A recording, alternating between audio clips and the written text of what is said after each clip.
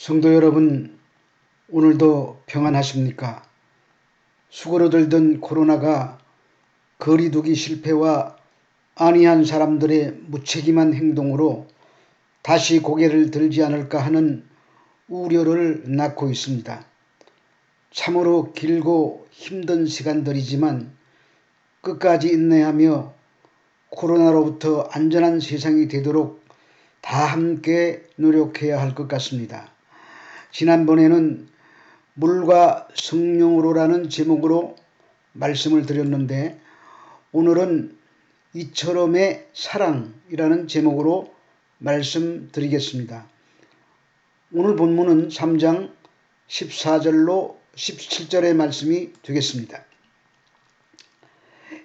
이 말씀은 요한이 지금까지의 내용을 요약하여 설명하는 부분입니다. 광야에서 놋뱀을 든 사건을 통해 죄인들이 살아났듯이 독생자가 죽어서 영생을 줄 것이라는 말씀입니다. 요한은 1장 51절에서 예수님께서 나다나엘에게 말씀하신 하늘이 열리는 것을 보리라고 하신 다음에 2장부터 표적을 행하십니다.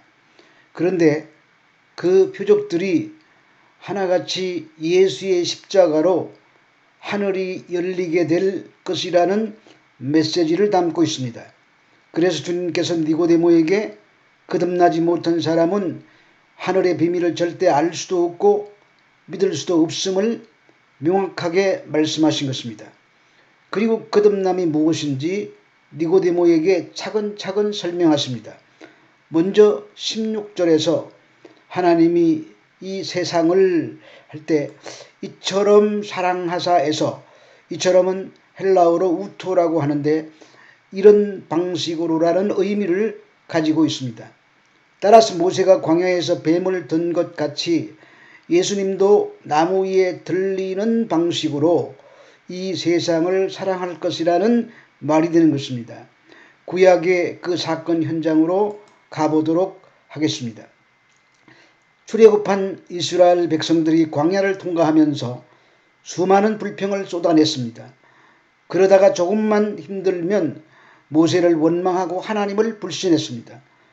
이 말씀도 가까운 길을 두고 돌아가야 하는 일이 생기자 불평을 하다가 하나님의 진노로 일어난 사건입니다. 하나님께서 불뱀을 보내어 이스라엘의 많은 사람을 죽게 하셨습니다. 그러자 불평하던 이스라엘 백성들이 모세에게 와서 하나님께 부탁해서 우리를 좀 살려달라고 간청합니다. 하나님은 모세의 기도를 들으시고 놋뱀을 만들어 장대에 매달고 뱀에 물린 자들에게 뱀을 쳐다보도록 하라는 것이었습니다. 뱀 때문에 죽어가고 있는데 놋뱀을 만들어 놓고 그것을 쳐다보라고 합니다. 더구나 놋은 심판을 의미하는 쇠붙이입니다. 그런데 모세가 전한 하나님의 말씀대로 순종하여 놋뱀을 바라본 사람들은 다 살아났습니다. 그러나 믿지도 않고 불순종한 사람들은 그대로 죽었습니다. 요약하면 이렇습니다. 예수님께서 이 사건을 예로 들며 나무에 달린 자신을 믿음으로 바라보면은 산다고 하십니다. 그래서 모세를 원망하고 하나님을 불신했던 사람들에게 하나님께서 불뱀을 보내서 죽게 하시자 백성들의 요청으로 모세가 기도하고 놋뱀을 만들어 쳐다보도록 하심으로 믿음으로 쳐다본 자는 다 살아났다는 이야기인 것입니다. 놋뱀 사건은 그리스도께서 십자가에서 돌아가실 것과 그 십자가에 예수를 바라보고 믿는 자들은 구원을 얻게 될 것임을 예표하는 십자가 사건인 것입니다. 이는 놋뱀 자체가 어떤 치유의 능력이 있었던 것이 아니라 이스라엘 사람들의 마음을 하나님께로 이끌므로 믿음으로 구원받는다는 것입니다. 유대학자들은 하루 종일 대부분의 시간을 성경을 공부하거나 오경뿐만 아니라 구약 성경 전체의 말씀을 외우는 일로 시간을 보내었으므로 니고데모는 오경에 인용한 이 말씀의 내용을 너무도 잘 알고 있었을 것입니다. 특히 뱀은 에덴 동산에서 아담을 타락시킨 마귀 또는 사단이라고 불리는 옛 뱀을 상징하며 이 구리뱀은 사단의 세력을 없애기 위해서 십자가상에서 대속의 죽음을 당한 예수님의 희생을 예표합니다. 따라서 광야의 이스라엘 백성들은 이 구리뱀을 쳐다봄으로써 그들의 죄악과 그로 말미암은 하나님의 진노를 깨닫고 회개해야 했던 것입니다. 예수님의 이 말씀을 듣고 니고데모가 무척 당황했을 것입니다. 할례를 받고 제사를 지내며 율법을 목숨을 걸고 지켰고 도덕적 학문적인 존경을 받던 그에게 대뜸 너는 거듭나지 않으면 절대 구원받지 못한다고 말씀하신 후에 거듭남은 광야에서 이스라엘이 놋뱀을 바라본 것처럼 장대에 달리신 자신을 바라보아야 가능하다고 말씀하시는 것 때문입니다. 한마디로 구원이라는 것은 우리 인간의 가능성에 절망하고 오로지 눈을 들어 하늘 위에 하나님을 바라볼 때에 구원이 주어질 수 있다는 말인 것입니다. 아마 구약에 능통했던 니고데모는 그 민수기 21장의 이야기가 곧 예수 그리스도의 십자가를 의미하는 것임을 거기서 깨닫고 이해했을 것입니다. 그래서 그 후로 2번씩이나 예수님께 헌신했던 것 같습니다. 본문 14절에서 들리다라고 번역이 된 휘포라는 단어는 아람어 제카보에 해당되는 말로 여겨지는데 들어올리다 교수형에 처하다라는 뜻이 있는 반면에 또한 높아지다 영광 속에 들어올려지다라는 뜻도 함께 가진 단어입니다. 그러므로 예수님이 십자가에 달려 죽는 것이 영광스러운 일이라는 말입니다. 따라서 이 말에는 먼저 십자가에 달려 돌아가시고 둘째로 부활하여 승천하실 때 영광 속에서 들여 올려주실 것이라는 뜻이 내포되어 있는 것입니다. 따라서 문맥상으로 볼 때 직접적으로는 예수의 십자가 죽음을 가리키는 말씀인 것입니다. 십자가 이후에 나타날 일에 대해서 성경은 이렇게 말씀하고 있습니다.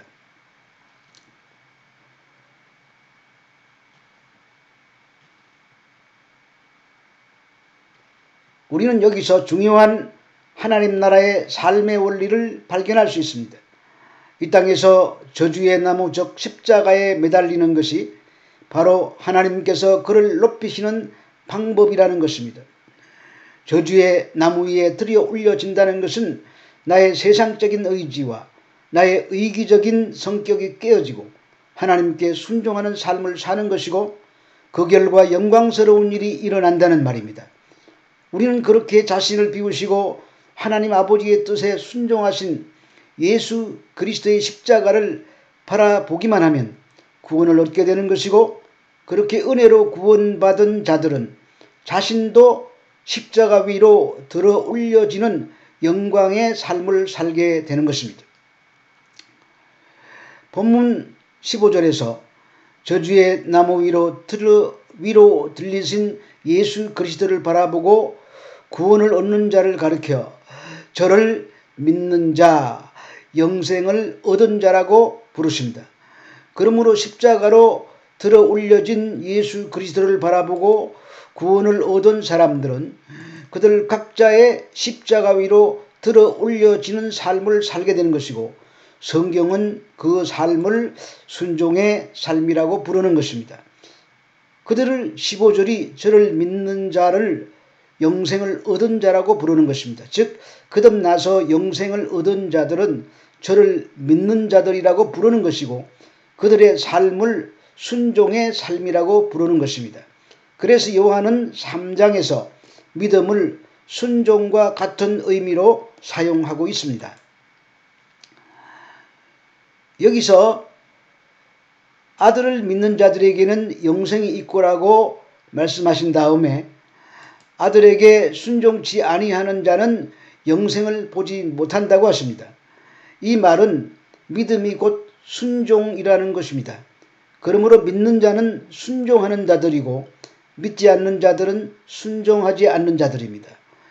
요한은 이러한 절묘한 대조를 통해서 믿음과 순종을 하나로 이야기하고 있습니다. 그러므로 믿음은 항상 순종을 내포하고 있습니다. 그것이 우리가 나타내야 할 덕목입니다. 너희는 말씀을 행하는 자가 되고 듣기만 하여 자신을 속이는 자가 되지 말라고 하십니다.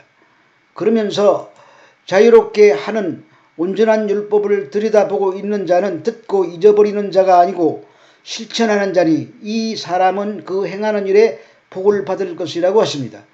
그러므로 실천은 순종을 말합니다. 성도는 행함으로 실천함으로 구원받는 것은 아닙니다. 그러나 믿음은 순종이라는 행함으로 증명이 됩니다. 성도들에게는 성령의 음성을 들을 준비가 늘 되어 있어야 합니다.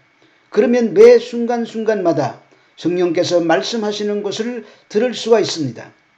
비근한 예가 되겠지만 운전 중에 늘어선 줄을 무시하고 자기만 빨리 가려고 새치기를 하려고 한다면 성령의 음성을 들을 준비가 된 성도들에게는 곧바로 성령께서 말씀하실 것입니다.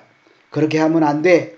남을 배려해 나만 유익을 보겠다고 하는 것은 참된 자세가 아니야 라는 소리가 들려올 것입니다. 그때 그 마음속에 들려오는 성령의 음성에 순종하는 것입니다. 만일 사람이 믿음이 있노라 하고 행함이 없으면 아무 유익이 없고 그 믿음이 자기를 구원하지 못한다고 하십니다. 그리고 행함이 없는 믿음은 그 자체가 죽은 것이라고 못 받고 있습니다. 참된 믿음은 항상 행함이 따라오게 된다는 말씀입니다. 이렇게 하나님의 선물로 구원받은 사람은 순종이라는 십자가를 열심히 지는 사람들인 것입니다. 그래서 오늘 본문 15절에 저를 믿는 자의 믿는다. 이 피스테이오의 현재 분사로 기록되어 있는데 그것은 한 번 믿는 것을 말하는 것이 아니라 현재의 삶 속에 계속되는 순종을 말하고 계속되는 행위를 말하고 계속되는 행함을 말하는 것입니다. 이처럼 니고데모에게 거듭남에 대해서 설명하시고 이제 16절부터는 요한이 지금까지의 내용을 요약하여 설명하고 있습니다. 하나님이 세상을 이처럼 사랑하사 독생자를 주셨으니 우리는 이 구절을 읽을 때마다 너무나 감동적인 은혜를 받습니다. 요한복음 3장 16절의 말씀은 절에 있는 선임들까지도 암송하는 유명한 구절입니다. 그만큼 기독교의 핵심 교리가 그 속에 모두 담겨 있는 아주 중요한 구절입니다. 이 구절 속에 들어있는 아주 중요한 기독교의 교리, 즉 도구마가 두 가지가 있습니다. 그 첫 번째가 보내심의 교리라고 할 수 있습니다. The Sending Formula, 보내심의 교리입니다. 즉 하나님께서 위에서 아래로 당신 아들을 보내셨다는 말입니다. 그것도 이 세상을 심판하기 위해서가 아닌 구원하기 위해서 아들을 위에서 아래로 보내셨다는 내용입니다. 이 땅에 있는 모든 종교는 인간이 신을 찾아가는 종교입니다. 그런데 유독 기독교만이 신이신 하나님께서 죄인들인 인간을 구원하시기 위해서 이 세상으로 찾아오신 것입니다. 그것이 The Sending Formula입니다. 보내심의 교리인 것입니다. 그 보내심의 교리 안에는 하나님 아들의 선제 사상이 들어있고 하나님 아들이 하나님의 정권 대사로서 하나님의 대권을 위임받았다는 것도 포함되어 있으며 그분의 뜻을 집행하는 분이라는 내용도 포함되어 있습니다. 이 보내심의 교리가 성립되지 않으면 예수 그리스도는 메시아로서의 자격이 없게 되는 것입니다. 17절에 아들을 보내셨다.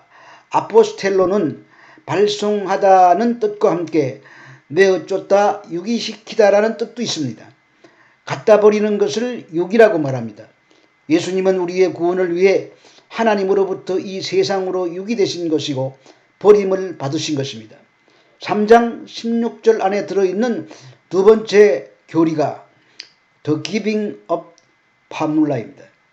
내어줌의 교리입니다. 죄인들을 위해서 하나님의 아들을 내어주신 것입니다. 하나님께서 자신의 아들을 흔쾌히 내어주지 않았다면 우리는 모두 영원한 지옥의 연료로 쓰였을 자들입니다.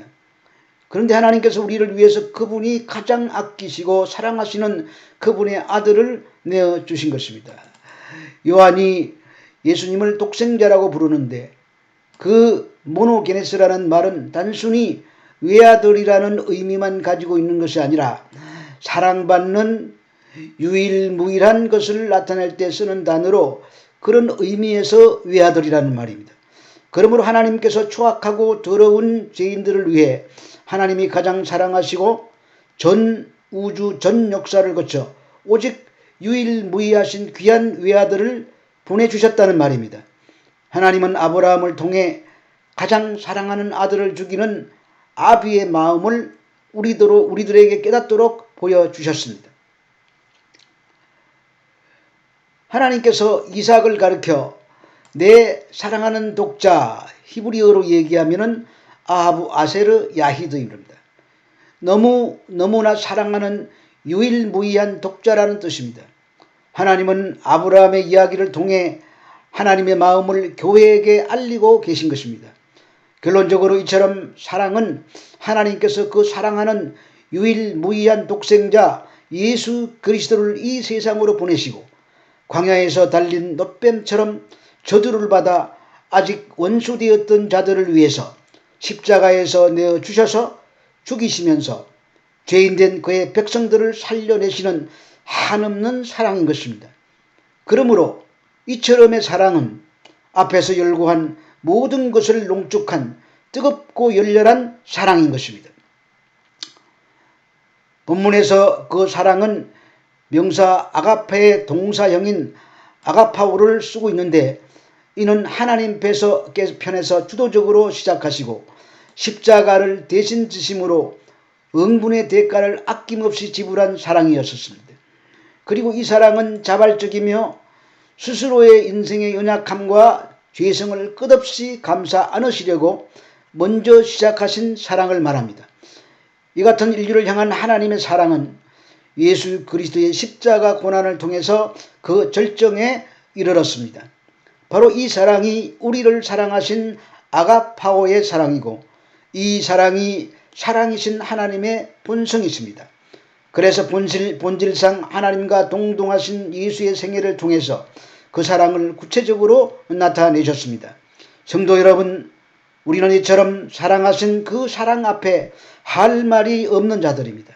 그저 그 많은 사람들 가운데 나 같은 존재가 택함받아서 나 같은 죄인을 사랑하셔서 아낌없이 아들을 내어주신 그 사랑에 감사하고 찬양하고 기뻐하면서 천만분의 일이라도 사랑이신 하나님을 닮아가려는 사랑의 몸부림이 우리들 삶에서 터쳐져 나와야 할 것입니다.